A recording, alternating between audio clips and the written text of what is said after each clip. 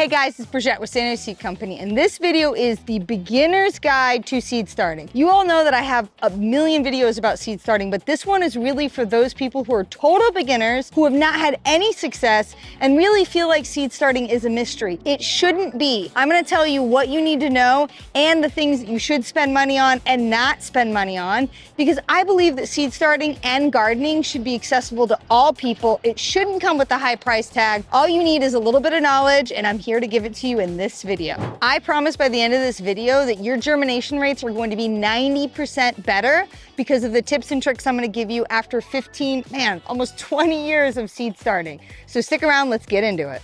Okay, so if you've watched my videos, you know we shoot a lot in our greenhouse, but I'm here to tell you that you don't need a greenhouse in zone 9 and 10. Our weather is so beautiful, you can start seeds right outside, and I'm gonna talk about exactly how to do that. Let's go. Okay, so let's get into the zone 9-10 mindset here. This video is specifically for you guys because there are some things that you need to know that are gonna make it a lot easier for you. For instance, you don't need a greenhouse to start your seedlings because our weather is so mild. In fact, you can start them on a table outside like this. And most people who are beginning gardeners, that's how you're gonna do it. You're just gonna have a table somewhere in the garden, and here's a few key tips. Make sure it's in an area of the garden or outside that is accessible and near water. That's important. Also, don't stick your seed starting area way to the back of the garden where you're not going to look at them. You need to look at them every single day. I know I'm talking about doing this outside. You absolutely can do it inside as well, but that is a little more advanced in my opinion. You need grow lights and you need fans. Outside, we can just use Mother Nature to grow our seeds if we grow them at the right time of the year. So that's the next point that I want to make. Don't always trust the information on the back of a seed pack that is not from zone 9 and 10. That's because the information is typically for shorter growing seasons. So it's going to say things like plant after the threat of frost is gone. We don't have frost, so that doesn't make any sense. So you really want to get information that is succinct and for zone 9 and 10. Well, I'm here to give it to you. If you look at the back of any of our seed packs, it's going to tell you when to start those seeds. Right now, it's the end of April, and for most of the United States, everybody's starting their seeds. You're getting all excited. If you're in the colder parts of the United States, the snow is melting. Here in Southern California, I have melons popping up already, okay? So you're gonna start most of your seeds, and you can do it outside on a table in a sunny part of your garden. The most important tip I need to tell you is you have to have bottom watering trays. Now look, you could spend a lot of money on a lot of different things in the garden, or especially with seed starting. I'm gonna tell you most of the things don't matter except some type of tray to hold moisture when you start your seeds and your seed soil. So let me show you what that should look like. Okay, so if you're going to spend a little bit of money on your seed starting, here's where it needs to go, into your soil. Now you're gonna see that there's a lot of people on Instagram, TikTok, all over saying that you can make your own seed starting mix, and you can. But if you're a beginner, why are you gonna take that chance on the number one thing that's gonna dictate your success in seed starting? It's your soil. Get one that says seedling mix, seed starting mix, or propagation mix. That's really important. We sell this 8-quart bag online. I've got lots of videos on how you can actually make it go even further and be more economical, but you want to have the right product. It's like if you're going to bake bread, you need to make sure you have flour, right? Okay, well, you need really good soil to do seed starting. So make sure you spend a little bit of money, get the correct stuff, not potting mix, but seed starting mix. Next, the bottom trays are really important, but I know that for some of you, these might be expensive. Guess what? It just has to hold water. So you actually could even use like Tupperware. This is fine.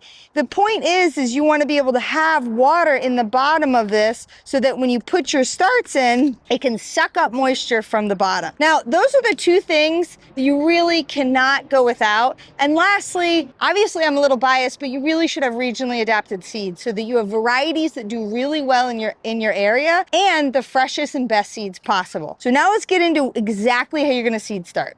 Okay, let's get into actually how you do your seed starting. So what holds your soil can almost be anything. We like reusing plastic pots, or actually the big thing I've been doing the last season or so is soil blocking. That's a little more advanced. But the idea is really, it doesn't matter. It could be the cardboard roll from your paper towel. It just needs to hold soil. Obviously there's a science behind it and there are better options than others, but that's not gonna affect how well you seed start and your germination rates as much as it is your choice of soil. So I have these reused pots. General rule of thumb, if you're a beginning gardener, bigger is better. It holds more moisture, and in our zone, that is key. So you're gonna take your seedling mix. Here's another really important tip. You have to pre-water. Now, watch as I pour this in here. It is so dry. It's bone dry. And that's because seedling mix and peat moss in particular is hydrophobic. What does that mean? It's scared of water. It takes a while for water to be sucked into the soil.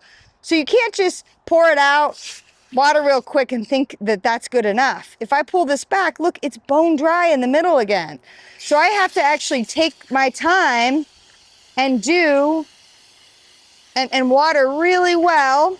Ideally, I would do this the day before I do my seed starting. But right now, for the sake of this video, I'm gonna water it really well. I'm gonna let it soak down. Then I'm gonna fill up my pots.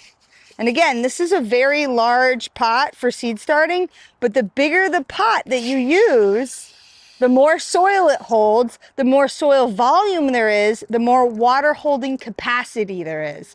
The biggest thing that can go wrong in seed starting in zone 9 and 10 is letting your seedlings dry out. I've watered this really well. I've got water coming out the bottom, but that's still not enough water. I'm still gonna put it in my tray.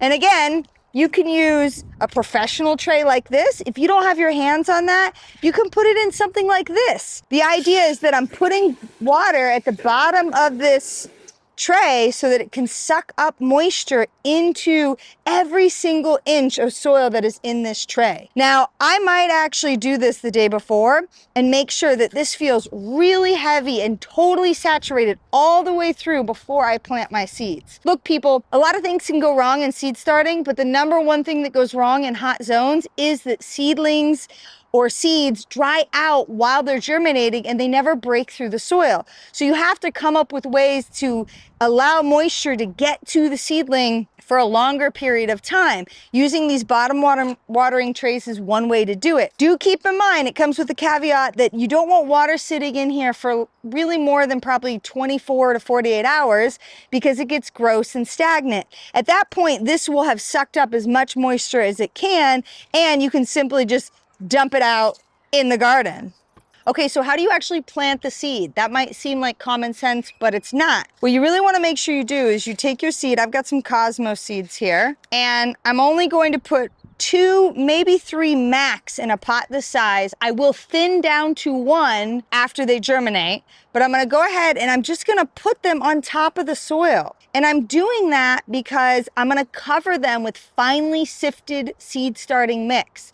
That is going to take your germination rates from halfway, a 50% germination rate, all the way up to 90 or 100% because there is nothing blocking these seeds from germinating. Now, how do I do that?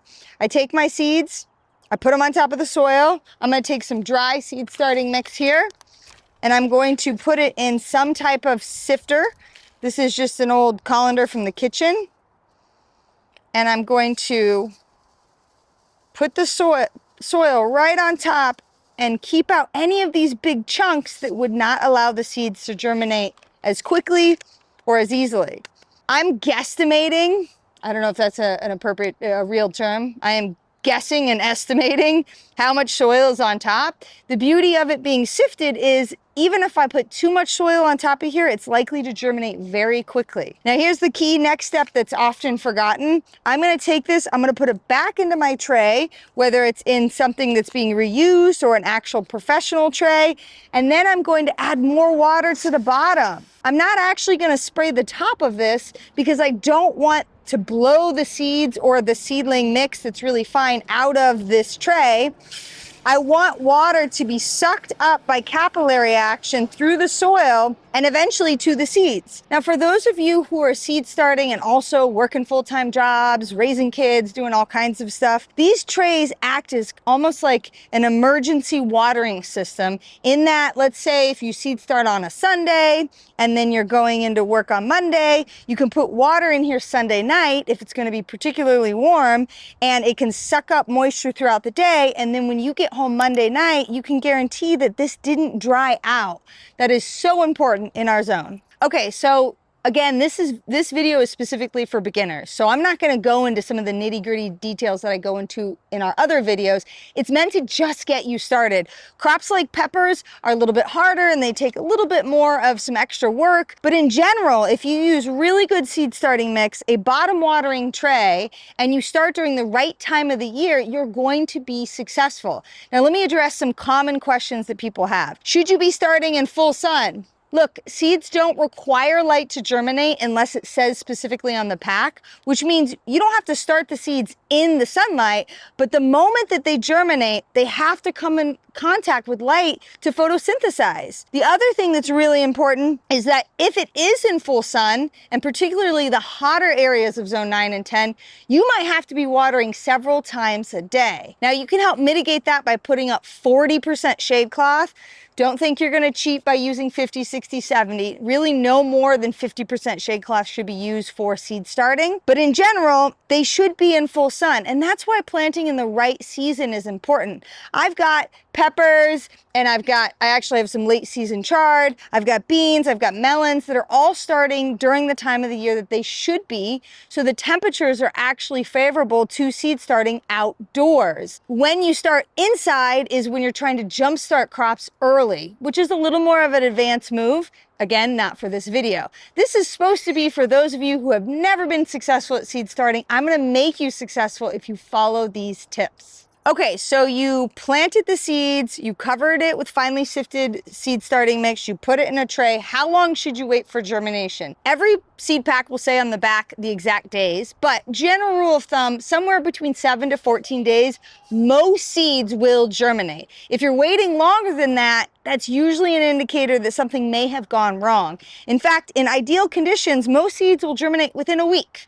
So keep that in mind. Ideal conditions are the best time to start your seeds because they'll germinate quicker, which means you have less timeline to accidentally forget to water or water too much. So let's address that as well. When do you know if you're watering too much? If you're seeing green algae form on the top of your soil, or if your water is sitting in here for more than 48 hours, that's usually an indicator that there's too much water and they need to dry out a little bit in between watering. Now, once they germinate, the most important thing is you have to fertilize once you see the first set of true leaves. We have lots of videos about that in depth, but basically when you see the first set of true leaves, you're gonna fertilize with a diluted amount of fish emulsion is our preferred fertilizer, or any liquid organic fertilizer. Now, another reason why I like seed starting outside is because wind is going to move your plants and actually make them stronger. There's going to be beneficial insects that land on your plants, and in general, they're going to be stronger and healthier when they're outdoors